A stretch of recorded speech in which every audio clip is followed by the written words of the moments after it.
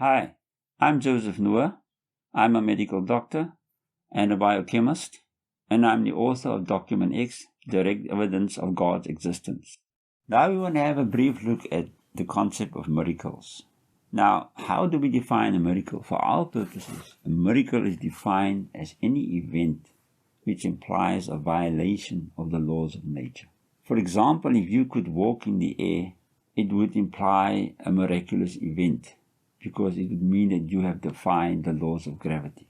A stone turning into a frog would constitute a miracle, because it would mean the stone has transcended nature. A flying baby is a miracle, because it defies the laws governing embryology and genetics. I think you should get the picture. Now, what evidence do we have that miracles happened? Now, if you look at, from a scriptural and historical point of view, the evidence is extraordinarily thin. It's my understanding that in the course of history, there's not a single incident where a group of credible men meticulously documented a miraculous event. To the contrary, most of the accounts given are obscure and contradictory. I mean, what degree of credibility can be attached to a group of scribes who lived centuries ago, who lacked scientific insight and were ignorant of the laws of nature? And if this miracle happened, it would have been a once-off event. In other words, we cannot replicate it and test it in the laboratory.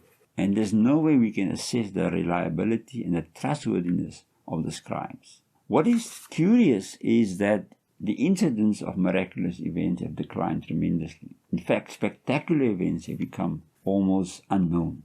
And you can draw your own conclusion for this tendency. Now, how did miracles originate? I know miracles is part and parcel of human culture and religion. And for many people, it's a sacred part of their beliefs, and I respect this. Once upon a time, there were demons, witches, alien types of beings. Today, there are Elvis Presley sightings, Michael Jackson sightings. In the future, there's going to be something else. It's not my intention to ridicule the one that subscribes to miracles. I mustn't offend religious sensibilities. But I beg the patience of the one who believes in miracles to give me a chance and opportunity to give my perspective. We can then debate meaningfully towards the end of the series. Now, to give you an accurate description from Quran whether the prophets perform miracles, we need to look at a few guidelines of the Quran. God in His infinite wisdom knew that His message would be distorted, misinterpreted, intentionally or unintentionally. We know how misleading translations can be. And for this reason, He has put certain guidelines or certain protective measures in place to guard against this. Now, we're going to briefly look at these guidelines. So they are extremely important when translating the Quran. And the first guideline is to be found in chapter 3, verse 7. We call it the rule of interpretation. So there are two types of verses in the Quran, the decisive verses and the non-literal verses. The decisive verses is called the foundation of the book, the mother of the book. Essentially, it protects the book against erroneous translations like a mother protects a child. The decisive verses are well-known and familiar truths, like the biological inevitability of death, the aging process, our dependence on sustenance, the spherical shape of the earth, the reproductive laws, and so on. And the decisive verses is the essence of Allah's law. It is consistent with the laws of nature. It is secured against perversion and corruption. Now, the other verses, which we call the non-literal verses, are not ambiguous as often stated.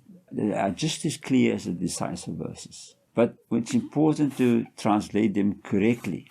The rule of interpretation is the extra safeguard, because if you study a non-literal verse, the structure or the message of the verse will become clear that it is a non-literal verse. But there's an extra safeguard. Quran has put this rule of interpretation in place. Now, the rule of interpretation is best demonstrated by means of an example. In chapter 23, verse 100, the Quran tells us that when you die, it is the end of physical existence. You cannot come back to this planet. It's a decisive verse, clear-cut. Now, in chapter 6, verse 122, it says, "Can he who was dead, whom we gave life, and the light to guide him thereby," referring to the Quran, "can he be the same as the one that is plunged into darkness from which he cannot emerge?" So the Quran here draws a comparison here between a person living in the darkness of ignorance, who is morally and spiritually bankrupt, to the one that lives in the light of knowledge. You cannot compare the two, because the one is like he's dead, non-living, and the other one is alive. If you still make a mistake and misinterpret this to mean that the dead has been raised to life, it would contradict 23 verse 100, which we quote earlier, that says that death means the end of physical existence, and one cannot revive the dead. So the verse compels you to remain within rational bounds. Now, rule number 2 links up with rule number 1, and that is the Quran advises us never to interpret verses or to translate verses in isolation. One must consider all the relevant verses to get a complete picture. So if you bark up the wrong tree, if you translate the verse incorrectly, you'll find that you'll be contradicted elsewhere by other verses. And this would force you to reinterpret. And once you've done the correct understanding, it will blend with the other verses. And the third rule also links up with the other 2 rules. And it states in chapter 18 verse 1, "Blessed is he who revealed the Quran to his servant and allowed no crookedness to obscure its meaning."